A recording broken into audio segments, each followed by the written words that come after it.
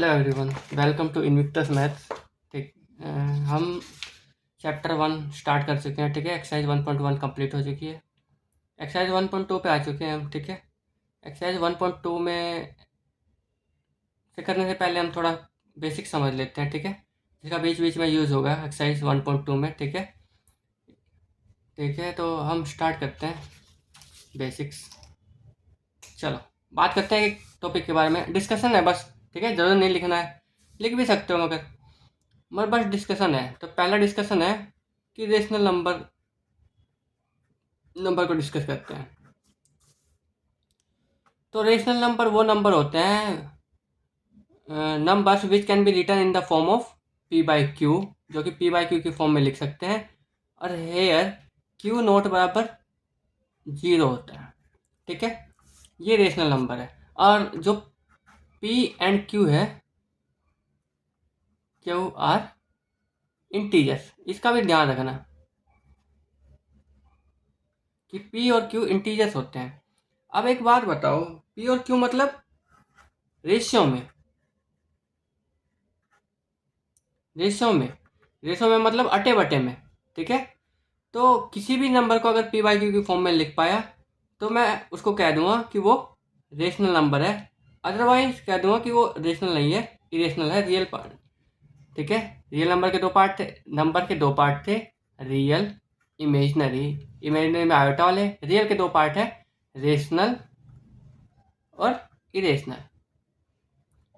ठीक है, तो अगर रेशो में लिख पाया तो ठीक है, नहीं तो नहीं। अब देखो, कोई सा भी नंबर, मैंने कहा था कि अगर रियल नंबर आयोटा वाले को छोड़ के और इरेशनल √2 नॉन रिपीटिंग वाले को छोड़ के और तुम देखोगे तो सारे नंबर रेशनल ही है।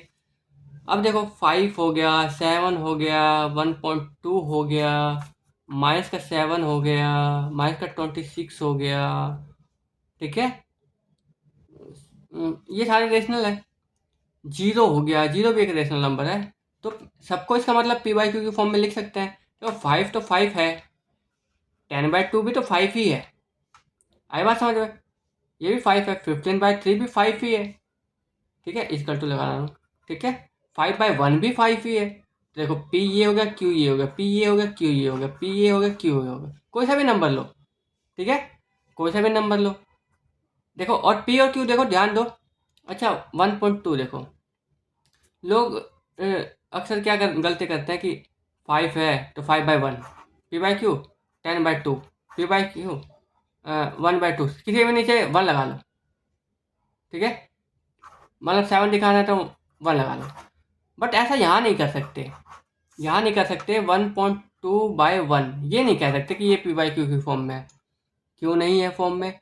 ये स्टेटमेंट देखो ना ध्यान से कि पी क्यू क्या होना चाहिए, इंटीजर होना चाहिए।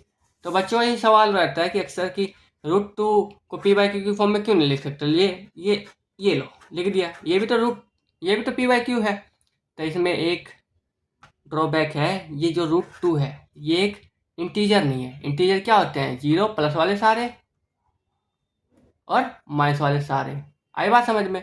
तो ये ड्रॉबैक है यहाँ पे, ड्रॉबैक कह रहा हूँ। ठीक है, कि ये गलती है यहाँ पे, एक तो ये मिस्टेक है, समझ लो। ड्रॉबैक तो नहीं, ये मिस्टेक है। मान लो √5 है, तुम कहोगे √7 है, कहोगे 1 लगा के। नहीं, ये दोनों ही क्या होना चाहिए? इंटीजर होना चाहिए। जैसे 1/1.2 है तो ये इंटीजर नहीं है, बट इसको पी बाई क्यू की फॉर्म में लिख सकते हैं। पॉइंट हटा के नीचे 10 लगाओगे, ये पी बाई क्यू की फॉर्म में लिखा जा सकता है। ठीक है, इसको 6/5 भी लिख सकते हैं। ठीक है, तो ये पी बाई क्यू की फॉर्म में लिख सकते हैं। -7 है तो -7/1 लिख सकते हैं। -7 भी इंटीजर है और 1 भी इंटीजर है। और ये क्यू नोट बराबर 0 क्या है? क्योंकि मैथ में क्या होता है कि कैलकुलेशन में अगर कुछ भी हो, ऊपर ऊपर अगर गधा है और नीचे 0 है, तो ये कैलकुलेशन भी मैथ में नॉट डिफाइन हो जाती है, इसको कैलकुलेट नहीं कर सकते हम, इसलिए यहाँ पे मना कर रखा है। अच्छा, कभी कभी बच्चे इसमें कंफ्यूज है कि पी बाई क्यू ही क्यों। तो ठीक है, पी बाई क्यू नहीं तो तुम कुछ भी ले लो ना, कुछ भी ले लो, ए बाई बी ले लो। ए बाई बी यहाँ पे लिखो, बी नोट बराबर 0, और ए और बी एक इंटीजर है, ये भी रेशनल नंबर है। तुम कहोगे number which can be written in the form of x/y, here y not equal to 0 और x and y are integers, x और y इंटीजर है, ये भी रेशनल नंबर की डेफिनेशन हो जाएगी। बट बात ये होती है कि स्टैंडर्ड इक्वेशन में, स्टैंडर्ड जो लिखी हुई है डेफिनेशन एनसीईआरटी में, उसका उसमें किसका यूज हुआ है, तो उसमें पी बाई क्यू का यूज हुआ है। बट जनरली ऐसा नहीं है कि किसी कोई मजबूरी है कि पी और क्यू में समझ फंसना मत। पी भी एक नंबर है, इंटीजर है, क्यू भी एक इंटीजर है, बट जनरली लिखने के लिए पी और क्यू यूज़ कर लिया है। तुम एक्स बटे वाई यूज़ कर लो, वाई ऐड कर लो, जेड बटे एक्स यूज़ कर लो, कुछ भी यूज़ कर लो, ठीक है। बट यहाँ पे लिख दो एक्स नॉट बराबर जीरो और जेड और एक्स जो है इंटीजर है। आई बात समझ में? तो यहाँ से मैं ये समझा कि अगर कोई नंबर रेशनल है, ये समझो कि उसको मैं पी बाई क्यू की फॉर्म में पक्का लिख सकता हूँ, ये 100% श्योर है।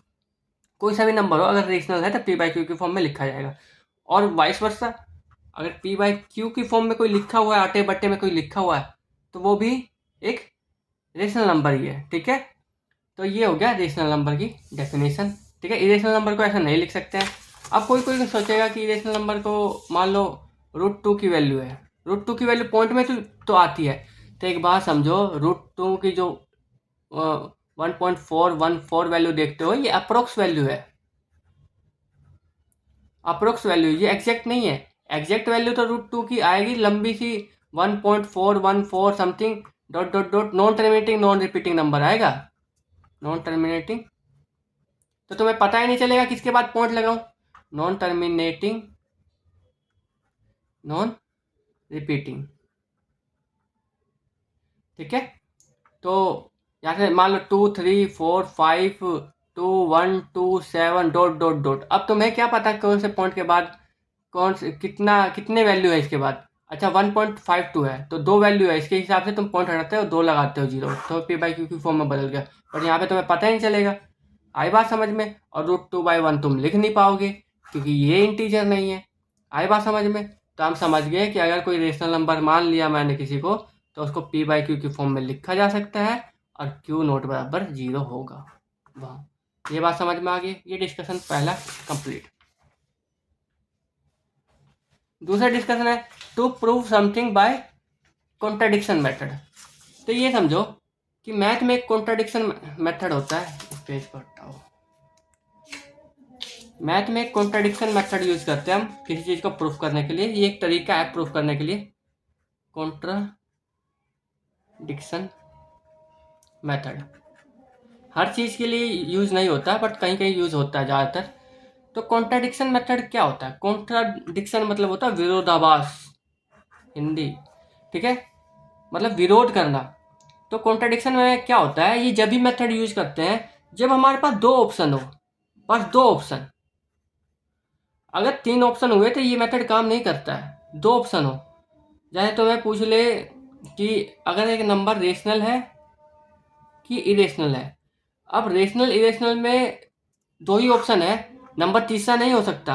क्योंकि देखो अगर वो नंबर है, अगर मैं नॉर्मल नंबर की बात कर रहा हूँ, इमेजनरी को हटा दो, इमेजनरी हम सोचते ही नहीं है इसलिए इमेजनरी है। तो नंबर दो तरीके के होते थे, रियल नंबर और इमेजनरी नंबर। इमेजनरी नंबर को तो सोचते ही नहीं है, ठीक है। अब रियल नंबर में दो पार्ट है, या तो नंबर रेशनल होगा या इरेशनल होगा। तो एक तरीके से अगर इसको हटा दो तो नंबर या तो इरेशनल है या इरेशनल है, दो ही नंबर है। तो यहाँ दो ऑप्शन होते हैं। तो अगर कोई नंबर रेशनल नहीं है, अगर मैं कह दूँ कि कोई नंबर रेशनल नहीं है, इसका मतलब क्या है? इसका मतलब वो इरेशनल नंबर है। अगर मैं कह दूँ कि वो इरेशनल नहीं है, इसका मतलब वो रेशनल नंबर है। ये ऐसे ही काम करता है जैसे ये देखो, एक कंडीशन देखो, एक घर है और तुम बाहर खड़े हो और यहाँ पे छोटा सा छेद है, ठीक है, छेद नहीं है,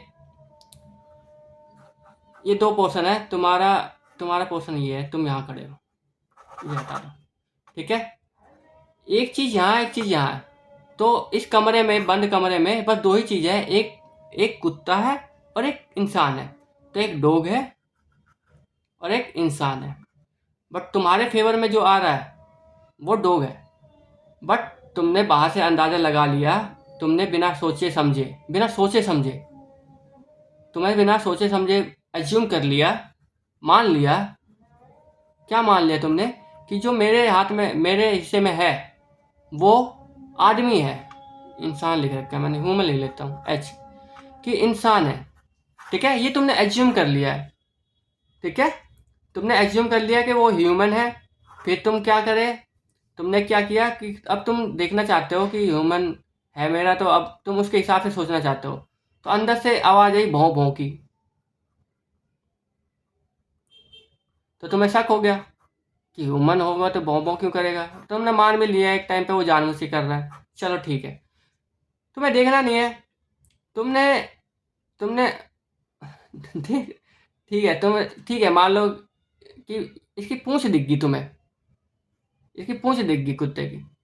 तो अब यहाँ पे तुमने ह्यूमन मान के चला था, बट जो तुमने ह्यूमन मान के चला था जिसको, वो कैसा बिहेव कर रहा है, वो बिहेव कर रहा है डॉग की तरह। उसका स्ट्रक्चर डॉग जैसा है, उसकी आवाज़ डॉग जैसी है। इसका मतलब जो तुमने माना था कि वो ह्यूमन है, इसका मतलब वो गलत था।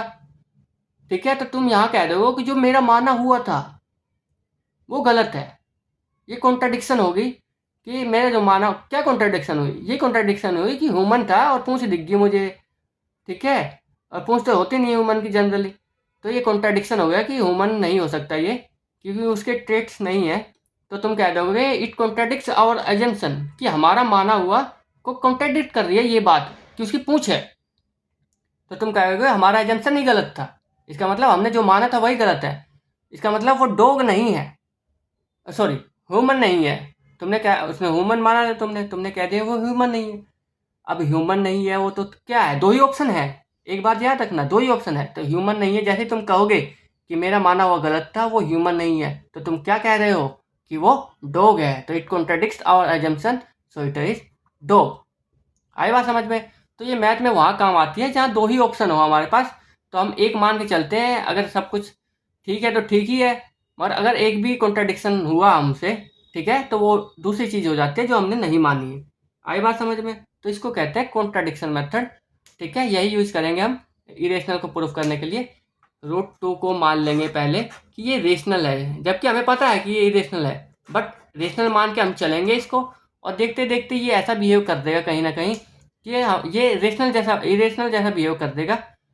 ठीक है, और हमें पता चल जाएगा कि कॉन्ट्राडिक्शन हो रहे हैं, इसका मतलब ये रेशनल तो नहीं है, ये रेशनल नहीं है, तो क्या हुआ, ये इरेशनल है। आई बात समझ में, इसलिए हमने यहाँ पे इसको पढ़ लिया।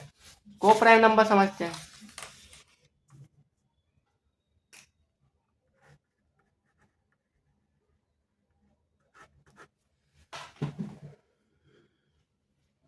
तो को प्राइम नंबर समझते हैं। तो को प्राइम क्या है, को मतलब एक साथ, एक साथ, इसके तो साथ नहीं लिखा जा रहा। प्राइम, प्राइम मतलब जिसके कोई कॉमन फैक्टर नहीं हो, फैक्टर ही ना हो। ठीक है, अब देखो ये प्राइम लिखता हूँ मैं पहले, प्राइम नंबर देखो, प्राइम नंबर देखो 2, 3, 5, 7, 11 डॉट डॉट डॉट। ठीक है, ये प्राइम नंबर है। बट प्राइम में किसी पर्टिकुलर एक नंबर को देखते हैं, ये देखा 2 प्राइम है कि नहीं, 3 प्राइम है कि नहीं, 5 प्राइम है कि नहीं। बट को प्राइम जो है वो पेयर है, नंबरों का पेयर। पेयर मतलब 7, 10, ये पेयर। ठीक है, तो मैं एक पेयर लिखता हूँ 2 और 3। मैं कहूँगा ये को प्राइम नंबर है, तो तुम कहोगे ये तो प्राइम भी है दोनों, और ये आपस में को प्राइम भी है। को प्राइम का मतलब है इन दोनों में ऐसा कोई सा फैक्टर नहीं होगा जो कॉमन होगा एक के अलावा। ठीक है, तो देख लो 2 और 3 में कुछ भी कॉमन नहीं है। बट अगर यही 4 और 6 होता, यही 4, 6 होता, तो मैं इसको कह देता कि ये को प्राइम नहीं है, क्योंकि इसमें कॉमन फैक्टर है। इसको लिखोगे 2 × 2, इसको लिखोगे 2 × 3, तो इसमें एक कॉमन फैक्टर 2 है, इसलिए ये दोनों नंबर को प्राइम नहीं है। और को प्राइम होने के लिए प्राइम होने की ज़रूरत नहीं है। जैसे एक नंबर है 9 और एक नंबर है 8, इन दोनों नंबरों को देखो, क्या तुम्हें इनमें से एक भी नंबर प्राइम दिख रहा है? नहीं, 9 प्राइम नहीं है, 8 प्राइम नहीं है। ठीक है, 9 3 से डिवाइड हो रहा है, 8 2 से डिवाइड हो रहा है, बट इन दोनों में कुछ कॉमन दिख रहा है क्या? 9 में 3 × 3 और कोई सा फैक्टर नहीं है, इसका प्राइम फैक्टर 2 × 2 × 2। इन दोनों में कुछ कॉमन दिख रहा है क्या? एक भी फैक्टर कॉमन नहीं है। अगर कोई सा भी फैक्टर कॉमन नहीं है, तो ये क्या हो गया, ये नंबर हो गए 9 और 8 क्या है? को प्राइम नंबर है। तो को प्राइम होने के लिए प्राइम होने की जरूरत नहीं है, आपस में कुछ भी कॉमन ना आए, कोई सा भी फैक्टर, तो वो को प्राइम नंबर है। तो देख सकते हो ये को प्राइम नंबर है। प्राइम नंबर तो आपस में को प्राइम होते ही है, इसमें तो कोई शक नहीं है। देखो इसमें तो कुछ कॉमन निकलने का नहीं है, तो खुद ही से डिवाइड हो रहे हैं। ठीक है, ये तो को प्राइम होंगे ही अगर जोड़े में लिखा जाए तो। ठीक है, बट नॉर्मल नंबर भी को प्राइम हो सकते हैं, जैसे 15 और 15 और लिखो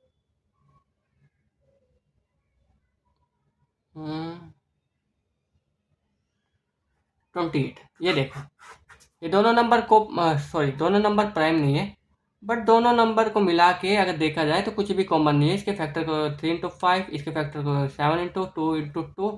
देखो कोई सा फैक्टर कॉमन नहीं है। तो अगर दो नंबरों में कुछ भी कॉमन ना हो, हम काट ना पाए दोनों नंबरों को, ठीक है, तो वो नंबर होते हैं को प्राइम नंबर्स। आई बात समझ में?